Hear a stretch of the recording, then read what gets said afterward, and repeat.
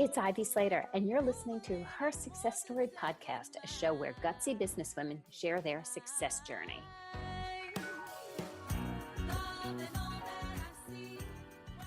Hi, this is Ivy Slater. Welcome to today's episode of Her Success Story. So, for those of you who are just tuning in, last week's episode of Her Success Story, I interviewed Bettyanne Green, who is the ghostwriter who helped me write Best of the Best, Lead Boldly, Scale Rapidly, Create Your Legacy. I thought it could be fun to have flip the switch, so to speak. And Bettyanne now is going to interview me, which I probably once a year I surrender to somebody to interview me. So this might be the once a year. And listeners, hey, if you want more than this, you have to ask for it. You ask for it, I'll give you anything. But I usually surrender to this about once a year. So Bettyanne Green, amazing ghostwriter, marketing professional, numerous years as I have numerous years as leading a business. Thank you for joining me here today on Her Success Story. And I'm going to surrender it as you are the leader at this point, my dear. Woo! Well, I'm coming out from behind the invisibility cloak, the ghostwriter. Well, thank you, Ivy. It's so great to be here. And I am thrilled to do this little experiment and get to interview. And an experiment it is. An experiment it is, yes. Well, so I have to start with Ivy's bio, and many of you already know it, but I would love to share with you that she is a professionally certified coach and a best-selling author of 3 books, the most recent of which is a bestseller in many categories and countries, I believe I've heard, The Best of the Best. And she focuses on growth strategies and leadership development for service-based firms, particularly in the legal, financial, and technology sectors. And she's got an amazing reputation, from what I hear, for training clients to lead, grow, and scale their businesses. I'm going to add that what I've learned from her mainly in writing this book is that she's a unicorn in a way that you'll either hear a sales coach tell you about sales, you'll hear an exit coach tell you about exit or succession, or someone just doing the numbers. And she really amazingly puts it all together in this book. It's the inner skills, the inner leadership skills, the soft skills, as well as the doing the numbers and having a strategic plan for your life and your business. And so I am so happy she is here with me today on Her Success Story. Hi, Ivy. You know, I'm used to being interviewed by you because that's how we did the writing of the book. You have the pressure as we're now doing this recorded that is going to go out to people. Bettyanne and I spent months that you would, set up an interview and you would interview me for a couple of hours. Yeah. On a monthly basis. Yes. And that was really how to really get to the root of your message and your expertise and what you do out there. So, well, I'd love to ask you just a very general question for all those people out there who have authored a book and will resonate, and those who have not and are thinking about it and not necessarily working with me. But how did this book process feel to you, this creation this baby that you have sent out into the world recently? How did it feel to you to go through this? It's interesting that you use the word baby, because there is a little bit of birthing a baby here.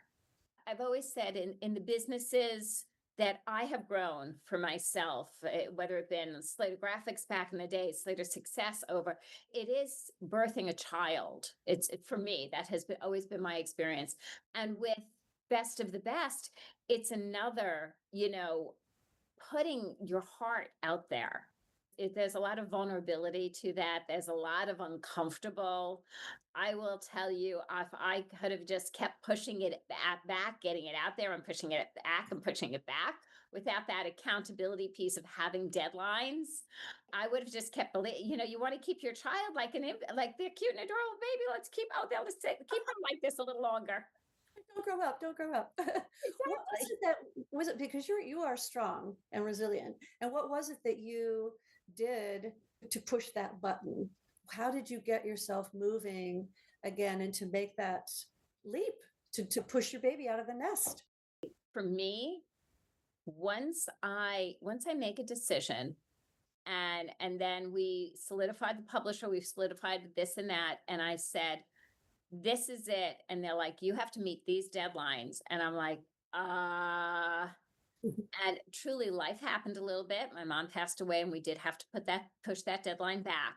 But if it wasn't for that massive major event, it was when you're working with somebody like that, you have to meet the deadlines they give you. Once you put yourself behind it, it's no longer about you. Yeah, yeah, yeah. And it's a good way to set a deadline, to make a decision, to make a plan. That's probably, I'm sure that's in your book as I'm thinking about it, and then meeting it, and then meeting that deadline, that's what you did. Exactly. And it is not comfortable. You and I have spoke when we were writing this book together, and at how many times, like what was comfortable, what was uncomfortable, what no, this is uncomfortable, and this is uncomfortable, and this is uncomfortable, and leader in leading and scaling and thinking about succession and all of it. There's so many times there's uncomfortable decisions to make, but once you make them, you have to take that next step. Yes, yes. And I want to point to something to that point in the book. I guess it's a spoiler alert, but there is in the introduction, there is a story of Ivy's experience on 9/11, Yeah. standing in Times Square. And it was very powerful. It was very powerful for me to work with it. And the lessons that she took from that. So you'll have to read the book to find out the lessons that she took. But one is that idea of, I will read it actually, meet the world as it is and create your future in it. And I think you're speaking somewhat to that in writing the book. So we don't always have control over the changes. We don't always have control over what happens in the world, but we can create our future, make those decisions and step into them. I think that's, believe is what your theme is. Absolutely. And sometimes you just have to make a decision. And it's not a good decision or a bad decision. Sometimes you just have to make a decision. You need to take a step. And that step will lead to the next step and the next step and the next step. But if staying in indecision is neutering your ability as a leader, and most importantly, it's neutering your company. And that day of 9/11, I remember getting close to, I had gotten from 45th Street to 41st Street on Broadway. And I was heading into my office, and I just remember getting so dizzy. I literally sat down in the middle of the street and put my head between my legs. And, it's like once I breathed, and I was like, what do I need to do right now? What has to be done right now? And I was like, I need to check on my family. I need to check on my team. We need to make sure everybody is as safe as can be at this moment, and how to keep them safe and get people to their families. Mm. But I literally, I got it was so much to take in for myself in that moment, and watching it. I actually saw the plane hit Tower One on the big screen in Times Square. And it was quite that whoosh of an impact of watching the Today Show live from that massive screen. If anybody's been to New York in that large Times Square screen, that it hit me so strongly that I got dizzy, and I sat down and I put my head down and I just breathed for a few minutes until I got myself together. And then I was like, what is the one thing I need to do right now? What's the second thing I need to do?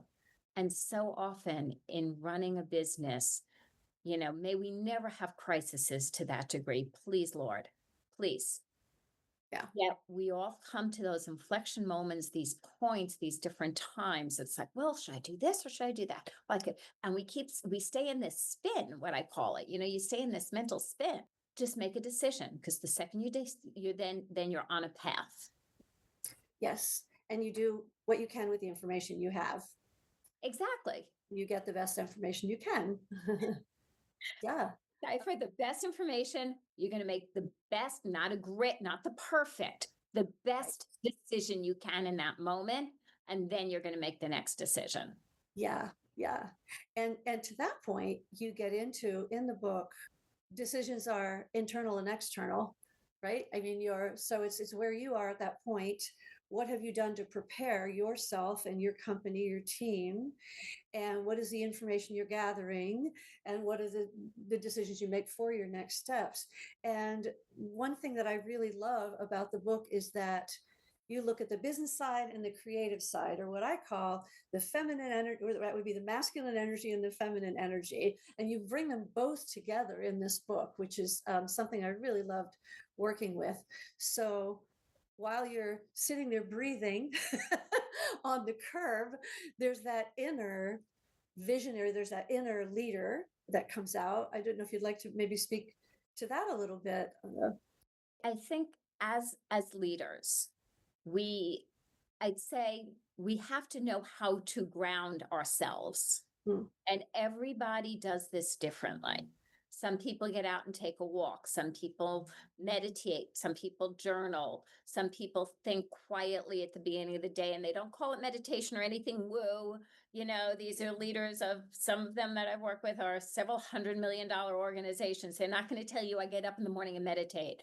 They're like, no, I sit and take a few quiet minutes. It's like, oh, okay. We'll call it that. A few quiet minutes. So when the things push at you, right? And things aren't going as maybe as you had hoped or planned, or you have kind of like a bit of a curveball come at you. And it's happened to everyone in every business at different times, that you can pull from that place within yourself where you are grounded, clear headed. Then you can take that step. You can take that decision, but you have to have what's your way of doing it.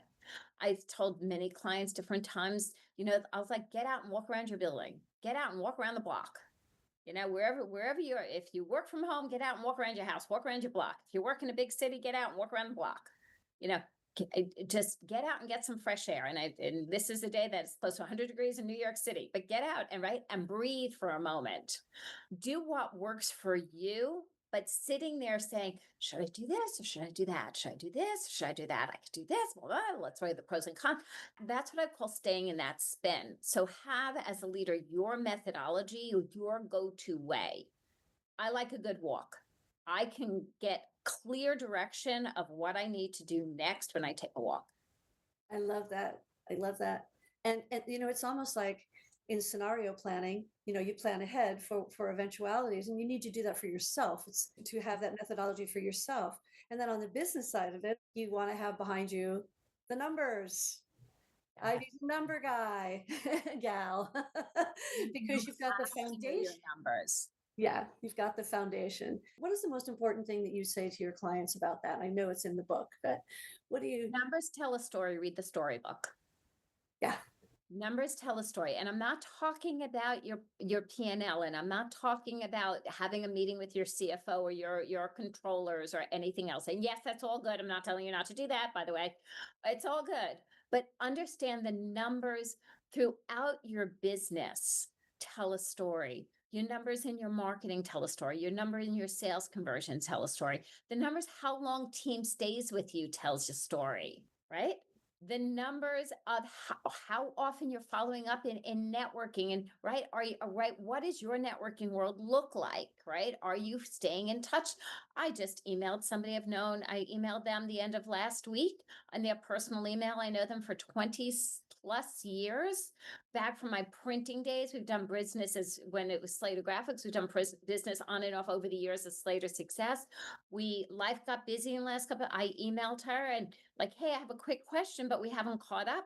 We already are working on a date on the calendar to get to have coffee, right? This is what it's about. Like there's numbers everywhere. If you're not following up, if you're not, do you have too many emails in your inbox? Why it can be delegated? How is that clogging you up? How is that taking up your time? What are those numbers telling you? Right. Well, I remember when you first started with Slater Graphics, you were going to innumerable coffees and $500 breakfasts and all these things, and all of a sudden, you've got to think about, well, wait a minute, I need to monetize that. I've got to figure out what the ROI is on that, and really be intentional about the networking things places that I go. Wait, you said something that made me think of something else that I loved in your book. You talked about relationships in the book, and you call them transformational ties or that kind of terminology, and that when you are speaking with clients, you are, it's a whole process of the questions to ask them to come to solutions together before you ever sign a contract, and to have those that and you've had a relationship by that time, so that you know them so well, you're able to really see what their issues are and talk to them about those issues. I'm not sure if there's anything you want to talk about in terms of that, but I know relationships are so important to you. I think no matter what, we are the cornerstone of the relationships we build. Mm, I like that. We are the cornerstone of the relationships we build. And if we don't stay on top and stay ahead of our relationships and work forward with our relationships, then what do we have, right? It's really important to me as I meet with different companies that might be interested in hiring us. Like, I don't respond to like, okay, we're going to have, a meeting, we're going to talk for 30 minutes, 45 minutes, an hour, and then say, okay, tell me, Ivy, what's the investment? I was like, it doesn't really work that way. Like, we need to have, I really want to get to know a business, understand a business. I want to get to know the leaders and Right. understand them and see, are we aligned? Because if we are not in line, if we don't have good communication between us, nothing's going to move the needle. Right. It's not the right fit. And I think you just have to take that time and have that integrity to truly get to know the people you're considering as your clients and get to know the people you're considering hiring. and Right. and truly make sure that once we start working together, and anybody in this situation, you're in a true quote unquote intimate relationship. Yeah. Yeah, because transformation is happening. Transformation is a very interesting term, and that's what you're doing. You're helping transformation for your clients. So I can definitely see that. And you say, I think one of our first conversations, it was the first question you ask a client is, "What do you want for your life?" I love that. What do you want for your life? And that's the balance of your approach in your book and in your work. Definitely, it's not just Well, business; it's life. bottom line is, if you're building a business to live and lead a great life, it is so intertwined. It's our business and our personal life that comes together as one. if Yes. if you're out of alignment there, now you're going to get the former dancer in me that I can't help. Okay. If you are out of alignment with something, right? If your body is out of alignment, if your back's out of alignment, right? You need to go to the chiropractor. Oh, right. Whatever that is looking like, you can't scale from that place. So if your business and your life, if you're not going in the same direction, you build a great business to live a great life. Mm, That's the joys, that's the benefits, that's the greatness. love it. And then the expression of, you don't have to work another day in your life if you're actually doing something you love and enjoy. Like, Bettyanne, you and I have laughed over the years, saying like, when are you retiring? When are you retiring? I was like, why would I'm having so much fun. Right. I love this. And you would say like, well, why would I retire? And I love what I'm doing. Do you know the people I'm meeting? I'm having so much fun. I'm learning so much. Yeah. That's Why yeah. not? Right? Yeah. That then we don't have to work another day in our lives because we're truly living in joy. Yes. I love that. I love that. And I remember in when one piece the way it was confluential is you had set up a marketing plan for yourself, for your business, and to grow your business in the direction you wanted it in.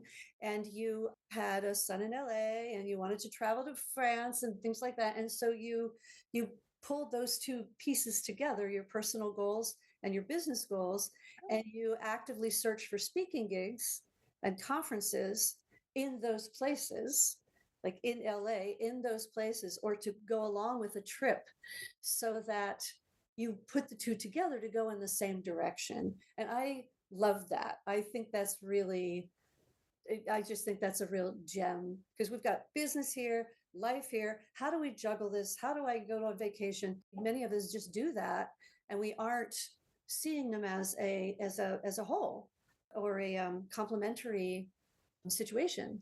And so I love that part of the book. Yeah. And I honestly did this. I could always say I can't make this stuff up. I did it last week. I flew to San Diego for a couple of clients. had a couple of meetings there. And the second they said, well, we'd really like you to come out. Can you come out around here? We'd like to get this work done. This is strategic planning. And I'm like, yeah, of course. And we kind of looked at the calendar. And then I said, who can I see? Oh, my daughter-in-law's parents there. I haven't seen them in ages. Let me reach out, let them know and see if they're going to be around. And then I was like, oh, is there anybody else that that I'm in touch with and I might want to have like a coffee or a drink with after work? How can I do that? Right? Nice. It's incorporating and in a very de-stressful versus stressful way. Like, don't try to cram it all in. Like, oh my God, I'm doing this. I have to pack this all in. It's like, no, great. And you know what? I went out early in the morning. Nobody was ready for me and the clients yet.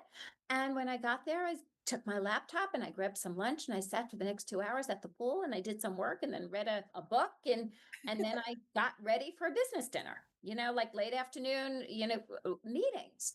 Nice. Create it on your terms. Yes, It's all possible.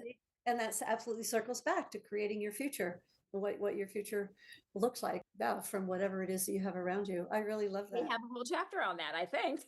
We do. You do. You do. All I did was rearrange your words. Those were your words in the book, and they're really wonderful. And I'm hoping your book has every success. It's really been a wonderful experience on my end, as there's no question. I've learned a lot from you. What are your expectations at this point? Well, I said in my last two books, I'm never writing another book. So Oh, we'll see. So my expectations right now is this is, we just published this. I'm never writing another book, ... Let's see what the future holds. One of the things I remember we went back and forth with is it's really important to me at the end of every chapter to have a worksheet. yes. And so when we look at the expectations, to me, this is not about vanity. This is not about me. This is about listeners. This is about the businesses and the leadership of you. And when we put best of the best together, it was put together to have, I've said like a second grade methodology, right? You read a little bit, you comprehend, and then you action it in that moment. The publisher was like, oh, we'll put the worksheets at the back of the book. And I'm like, no, absolutely not. It has to go at the end of every chapter because you have to immediately implement, because that's what makes this book a working book for your companies, your businesses, your leadership. And so when what's next, it's what's next for you. What are the takeaways you can have? What can you action for your business and your life to scale, to lead, and succeed? That's my heart of the heart of this book. Right. And the worksheets were an integral part of it. It was a brilliant idea on your part, even at the very end of the book. What's next? What are we going to do with it? What are you going to do with this information next? Yeah. Yeah. Well, and that's why you are working with clients that have become very, very successful. And that's why you are very successful in what you do. So it all ties together. Well, Bettyanne, thank you so much for helping me reverse the lens here, please, and interviewing me on her success story today. It's always a strange experience. I will tell you, listeners, this is a very strange experience for me. Me too.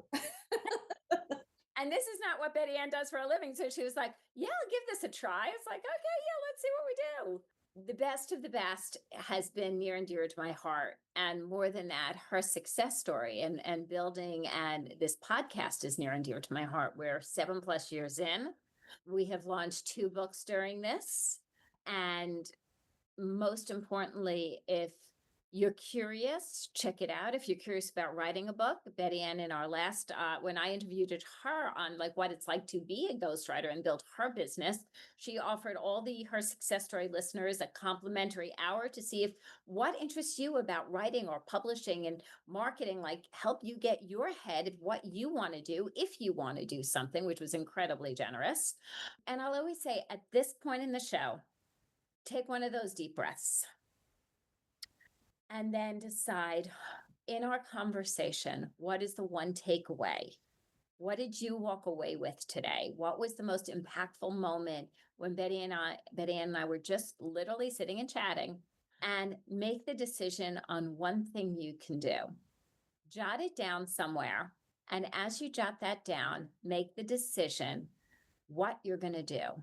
feel free to share it with Bettyanne and I. You could reach us through LinkedIn. You could reach me through Slater Success. You can just reach out through Her Success Story.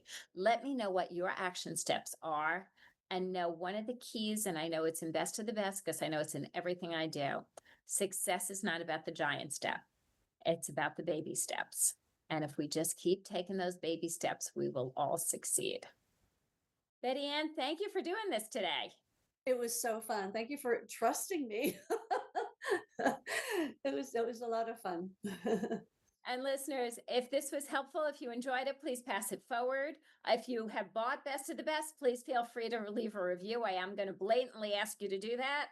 This is Marketing 101, people. This is business. And I appreciate you, and I appreciate you staying tuned and listening. See you next time.